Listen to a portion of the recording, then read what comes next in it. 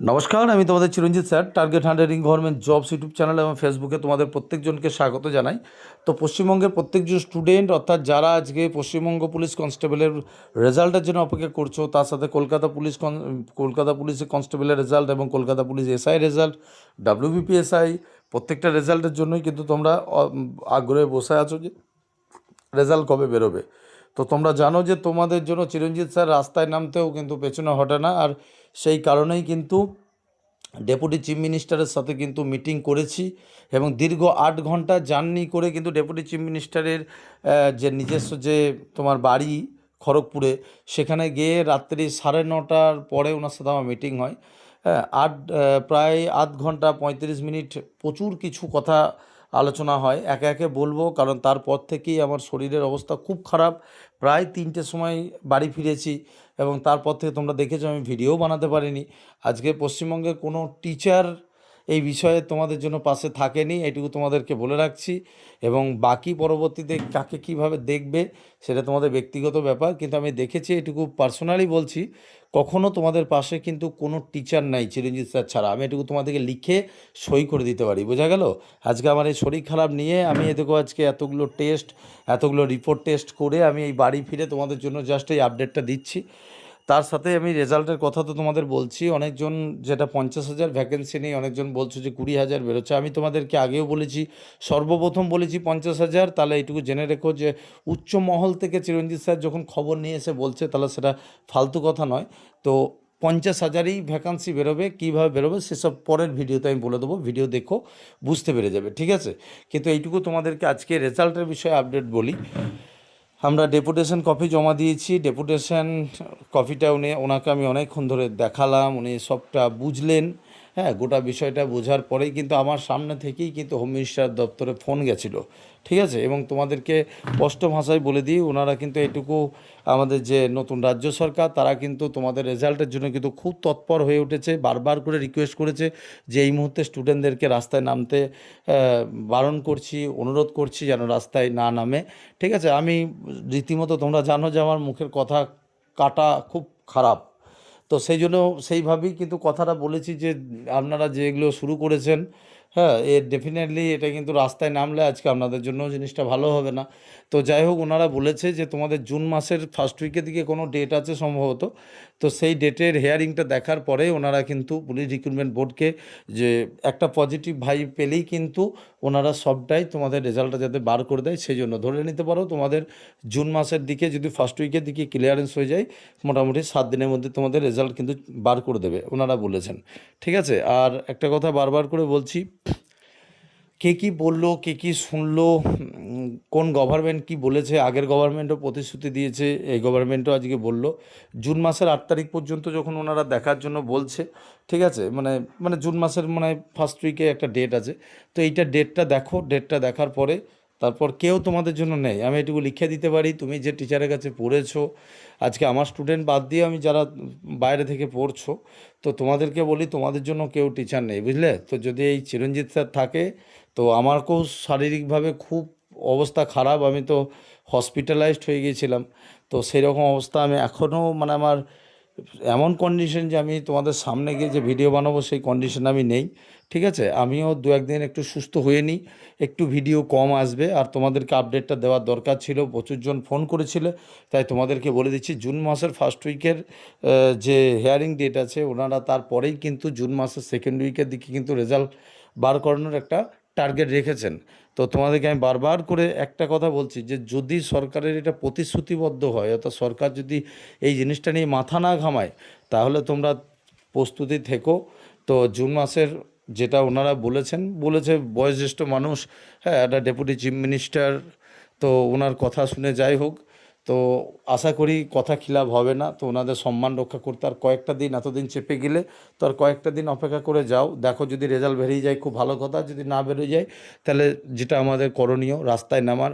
আমি বলেছি যে 21,000 পরিবার এবং তার সাথে কিন্তু পশ্চিমবঙ্গ পুলিশের নতুন ভ্যাকান্সির ছেলে মেয়ে একসাথে, ধরুন 9 করে 30,000 ছেলে মেয়ে কিন্তু রাস্তায় নামবে। তো সেটা একটা মানে রাজ্যে আসতে না আসতে যদি এইরকম স্টুডেন্ট যদি রাস্তায় নামে, জিনিসটা ভালো হবে না। স্টুডেন্ট রাস্তায় নামলে হাই হাই বলবে রাজ্য সরকারেরই। তো সেই জায়গায় দাঁড়িয়ে ওনাকে অনেক বুঝিয়েছি, উনি আমাকে আশ্বস্ত করেছেন যে না চিরঞ্জিত স্যার কোনো ব্যাপার না, রেজাল্ট বেরিয়ে যাবে, নতুন ভ্যাকান্সি আসছে।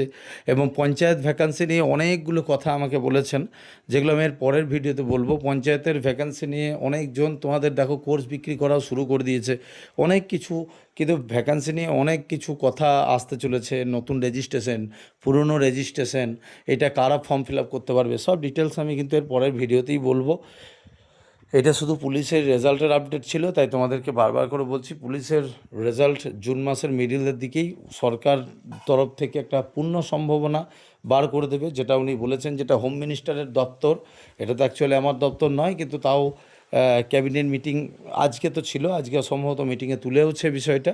এবং তোমাদেরকে বলছি যে তৎপর, কারণ তারপরেই ভ্যাকান্সিও ডিক্লেয়ার হয়ে গিয়েছে। তোমরা জানো কম বেশি 50,000 ভ্যাকান্সি কিন্তু আসতে চলেছে 20,000 কনস্টেবলের। বাকি তোমাদেরকে সব বলে দিচ্ছি, প্রমাণ সমেত দেখিয়ে দেবো এর পরের ভিডিওতে, ঠিক আছে? তোমরা শুধু পড়তে থাকো, আর যাদের রেজাল্টের জন্য অপেক্ষা করছো তারা জুন মাস অবধি অপেক্ষা করে যাও। আর তোমাদেরকে এটাও বলবো যে জুন মাস অবধি অপেক্ষা যেরকম করছো, তার সাথে যেরকম এসআই আসছে, এসআইটার জন্য ভালো করে পড়ো, ঠিক আছে? আমি পরবর্তীতে ভিডিও দেবো, তখন বুঝতে পারবে এসআইয়ের ভ্যাকান্সি কত বেশি আছে। হ্যাঁ, তো যাই হোক, এইটুকু আমার খুব খারাপ লাগলো যে আজকে এতটা আমার শরীর খারাপ। দেখো, আমি আজকে অনেক টিচারকে রিকোয়েস্ট করেছিলাম, যারা ওই দিককার, মানে কলকাতা সাইডের ওই দিককার, যে আপনারা যদি যান তাহলে, আমি আর মুখ খুলছি না, বললে বলেই দেবো। তো আমি এটুকু দেখলাম যে তোমাদের জন্য কেউ নেই, বুঝলে? মুখের উপরে সবাই একটা কথাই বলছে যে এখন টাইম নেই। তো টাইম নেই তো কোর্স বিক্রি করার টাইম তো সবার আছে, আমি তো এটা দেখছি। কই আমিও তো পারতাম, আমার কি খুব গায়ে বেঁধেছে বলো? সবার যদি রেজাল্ট আটকে থাকে, তো আমার ছাত্রের রেজাল্ট আটকে থাকলেও কী আছে? কিন্তু আমার কাছে শুধু আমার ছাত্র গোটাই ছাত্র নয়, দুটো ম্যাথ জিআই পড়ালেই তাকে টিচার হওয়া যায় না, বুঝলে? আমার মনে হয় যেন আমি আমার যতটুকু আমার সাধ্য মতো আছে, আমি জীবনে আমৃত্যু পর্যন্ত তোমাদের পাশে ছিলাম, আমি মৃত্যু পর্যন্ত তোমাদের পাশে থাকবো। আমার গলা শুনে বুঝতে পারছো শারীরিক কন্ডিশন আমার খুব খুব খুব খারাপ। তারপরেও তোমাদেরকে বলছি, যদি জুন মাসের যদি সত্যিই যদি ফার্স্ট হিয়ারিংয়ের পরে যদি কোনো পজিটিভ ভাইব যদি না দেয় সরকার, তাহলে আর কোনো মানে ডেপুটি চিফ মিনিস্টারই হোক, চিফ মিনিস্টারই হোক, আর স্বয়ং মানে যেই বলতে আসুক, স্বয়ং ভগবানের কথাও আর শুনছি না। তোমাদের জন্য কিন্তু তোমাদেরকে নিয়ে রাস্তায় নামবো, রেডি থেকো। যেহেতু বলছে ওনারা, তো সেহেতু ওনাদের কথা শুনে চলো একটা ডেট নাই দেখিয়ে দিলাম। মমতা ব্যানার্জির আমলে তো হাজার একটা প্রতিশ্রুতি দিয়েছে, হাজার একটা ডেট দিয়েছে, সেখানেও চুপচাপ থেকে গিয়েছি, ঠিক আছে? ওনারা যখন বলছে, তখন চলো আর একটা ডেট দেখে। তো জুন মাসের মিডিল করে ওনারা বলছে যে যেদিন একটু কেসের পজিটিভ ভাইব আসবে, তার 7 দিনের মধ্যে রেজাল্ট আমরা প্রকাশ করে দেওয়ার পূর্ণ চেষ্টা করব, ঠিক আছে? তো যাই হোক, কিন্তু একটা জিনিস বলি, দিলীপবাবু মানুষ হিসেবে খুব ভালো। হ্যাঁ, মানবিকতা, মানে এত বড় যে ডেপুটি চিফ মিনিস্টার, ওনার কোনোভাবে মনে হয়নি যে আমি, মানে আমাকে কি বলবো, আমাকে নিজের যতটুকু অ্যাজ এ শিক্ষক হিসেবে সম্মান দেওয়া যায়। হ্যাঁ, ওনাদের যে স্টাফেরা রয়েছে, ওনাদের যে পিএরা রয়েছে, হ্যাঁ, আজ পর্যন্ত তোমরা বলো তো, মমতা ব্যানার্জির আমলে আজ পর্যন্ত কোনদিন মমতা ব্যানার্জি বা অভিষেক ব্যানার্জি কোনোদিন আমার সাথে মিটিংয়ে বসেছে? বসেনি। আমাদেরকে তো মানুষ বলেই ভাবে না, ছাত্রছাত্রীদিকে মানুষ বলেই ভাবতো না। আজকে ওই জন্য ব্যালট বাক্স মানুষ তার প্রমাণ দিয়ে দিয়েছে। তো যাই হোক, তোমাদেরকে বলবো যে যখন একটা ডেপুটি চিফ মিনিস্টার, যে পঞ্চায়েতের মিনিস্টার, যে 3টে মন্ত্রিত্ব আছে, সেই মানুষটা যখন বলছে, তখন দেখো আর কয়েকটা দিন, আর 7-8টা, আর কটা দিন, আজকে তো হয়েই গেল অর্ধেক। তো আর কয়েকটা দিন, তোমার 8 তারিখ পর্যন্ত, 8 তারিখ না কত, তোমাদের ফার্স্ট হিয়ারিং ডেটটা যেটা আছে, সেটা দেখার পরেই তোমার আমরা মোটামুটি, যদি 15-16 তারিখের মধ্যে রেজাল্ট না এলো, তাহলে ঝেড়ে সবাইকে রেডি রাখো। আমি লালবাজারে পারমিশন করতে দিয়েছি অলরেডি। হ্যাঁ, পারমিশন কপি দেওয়াই আছে, আর একবার রিফরওয়ার্ড করে দিয়ে আমি যে ডেটটা নিয়ে নেবো, সেই ডেটে কলকাতার রাস্তায় নেমে যাব, ঠিক আছে? তারপর দেখি রাজ্য সরকার কী ব্যবস্থা, তাদের ঘ্রাণ এইভাবে তো যদি না ভাঙে, তাহলে অন্যভাবে ভাঙবে। ছাত্রছাত্রীদের সেন্টিমেন্টাল নিয়ে আগের সরকারও খেলেছে, আর এই সরকারের এখন প্রতিশ্রুতি যেটা দিয়েছে সেটা দেখা আছে, ঠিক আছে? কিন্তু একটা কথা তোমাদেরকে বলছি, নিজের জায়গাটা, নিজের অধিকার কখনো ছেড়ে দেওয়ার জিনিস নয়। আমি সব সময় তোমাদের পাশে আছি, কেউ থাকুক না থাকুক, আমি অলওয়েজ তোমাদের পাশে আছি। আর এইটুকু তোমাদের বলছি, পরবর্তী তোমাদের ভাই বোন, হ্যাঁ, বা যাদের দিকেই পরবর্তীতে ভর্তি করবে না, মানুষ চিনে ভর্তি করিও, এটুকু আমি বারবার করে বলছি। হ্যাঁ, আমার কাছেই ভর্তি হতে হবে এমন কোনো কথা নাই। হ্যাঁ, কিন্তু মানুষ চিনে ভর্তি করো, কারণ তোমাদের পাশে না সময় থাকতে কেউ থাকে না, বুঝলে? কোর্স কোর্স কিনতে মানুষ পেট না চালাতে কে না ভালোবাসে? কিন্তু কেউ এসি রুম থেকে ছেড়ে বেরিয়ে 8 ঘন্টা জার্নি করে এক জায়গা থেকে অন্য একটা জেলাতে গিয়ে কাউকে গিয়ে তোমাদের জন্য বোঝানো। আমি ওখানে, তোমরা বিশ্বাস করবে না, আমি ওখানে পৌঁছেছি 7:30টায়। ওনার সাথে উনি 7:30টায় আমার সঙ্গে অ্যাপয়েন্টমেন্টের টাইম ছিল, তো আমি সঠিক টাইমে পৌঁছেছি 7:30টা থেকে। উনি বাইরে 1,000 লোক ছিল, তারপরে উনি আমাকে 9:30টার পরে আমাকে সময় দিয়েছে। তো তোমরা দেখবে ছবিতে দেখবে ডেট টাইম মেনশন আছে যখন, তো এই 9:30টার পরে যে টাইমটা দিয়েছে, তার মানে তুমি বোঝো যে আমাকে কতটা ধৈর্য ধরে ওইখানে বাইরে বসে থাকতে হয়েছে। তো এইটুকু জেনে রেখো, আমি সবটাই তোমাদের জন্য করছি। আমার এতটা শরীর খারাপ না, ইউ কান্ট ইমাজিন। ঘরের দাদা হিসেবে তোমাদেরকে বলছি, তোমরা ছোট ভাই বোন, পরবর্তীতে যখন তোমরা চাকরি পাওয়ার পরবর্তীতে তোমাদেরকেও না অনেকজন দেখবে গলায় মালা, তারপর উত্তরীয় দেওয়ার জন্য সব ডাকবে, ঠিক আছে? তো একটু বুঝে শুনে যেও, ঠিক আছে? এইটুকু জেনে রেখো, সবাই কিন্তু চিরঞ্জিত স্যার না, ঠিক আছে? তুমি যে উত্তরীয়, তুমি যে মালা পরাবে, সেই মালাটাকে নিয়েও তারা ব্যবসা জুড়ে দেবে। আমি এটা দেখছি তোমাদের। আমি বলতাম না এরকম কথা, যদি আজকে পশ্চিমবঙ্গের সব স্টুডেন্টরা যদি, আজকে যদি সব শিক্ষকরা যদি এরকম যেত, তাহলে তাহলে আমি বলতাম না। আজকে কজন শিক্ষক তোমাদের জন্য মাথা ঘামাচ্ছে? এই চিরঞ্জিত স্যার ছাড়া না কোনো শিক্ষক নেই যে তোমাদের জন্য মাথা ঘামাচ্ছে, বুঝলে? আর আমি একমাত্র শিক্ষক যাকে এই সরকারও প্রাধান্য দেয়। এটাও ঠিক কথা যে সবার অকাত নাই।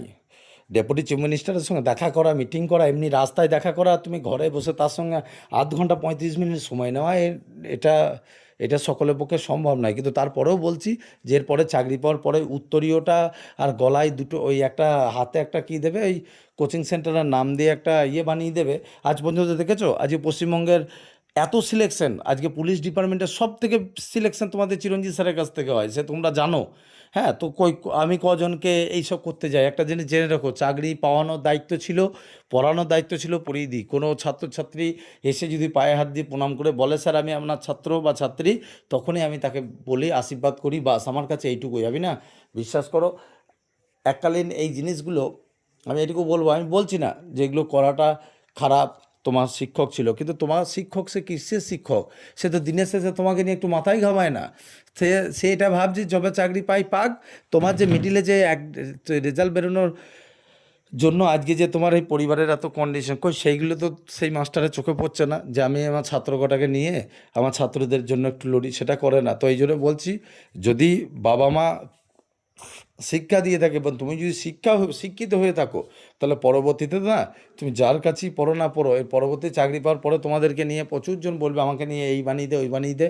হ্যাঁ, আমাদের চলে আয়, আমার এইখানে একটা উত্তরীয় দিয়ে দেবো, একটা উত্তরীয় 100 টাকা দেবেন, একটা উত্তরীয় গলায় দিয়ে তোমার কাছে বিরাট ভাও খাবে। তো এই জিনিসটা করার আগে ভেবো যে আজকে এই তোমাদের রেজাল্ট এবং এই এত কিছুর জন্য না এই চিরঞ্জিত স্যার খাটছে, আদারওয়াইজ কেউ ছিল না পাশে। বড় ছেলে মেয়ে হয়েছো, বলাটা এর থেকে বেশি আর কি বলবো। কিন্তু এটুকু জেনে রাখো, চিরঞ্জিত স্যার যদি কখনো তোমাদের জন্য জীবনে দিয়ে দিতে হয়, তাও আমি পেছনে। আজকে আমার জীবন মৃত্যুর সঙ্গে লড়াই, সুগার 300+, বুঝতে পেরেছো? সুগার 300+।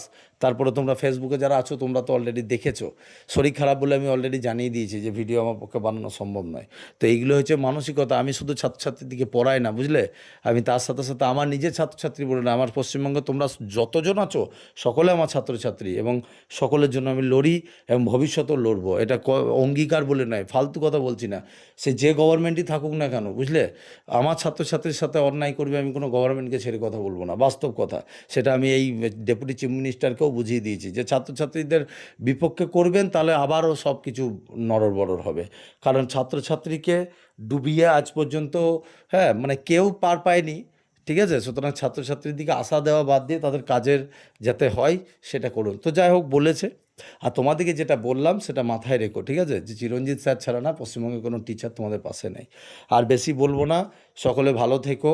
নেক্সট ভিডিও আমি যেদিন আনবো সেদিন তোমাদের একদম নতুন ভ্যাকেন্সি সব কিছু বলে দেবো। আজকে ভিডিও আর বানাতে পারবো না, আমি একটু সুস্থ হই, কাল তাগাতে আমি সব কিছু তোমাদের ক্লিয়ার করে দেবো। কত এসআই ভ্যাকান্সি আসছে, পঞ্চায়েতের ভ্যাকান্সিতে কারা অ্যাপ্লিকেশন করতে পারবে, আগের পোর্টালে হবে না এই পোর্টালে হবে, সব বিষয়ে লোকের কথা শুনে দমাদম গিয়ে, হ্যাঁ, কারো কাছে গিয়ে কোর্স কিনে নিলে এখন করতে যেও না, আগে বিষয়টা বোঝো, ঠিক আছে? তুমি আদৌ অ্যাপ্লিকেবল, আমি সব কিছু বলবো তোমাদেরকে, ঠিক আছে? All the best. আর সকলে ভালো থেকো, আর এটাই সকলের কাছে একটু শেয়ার করো।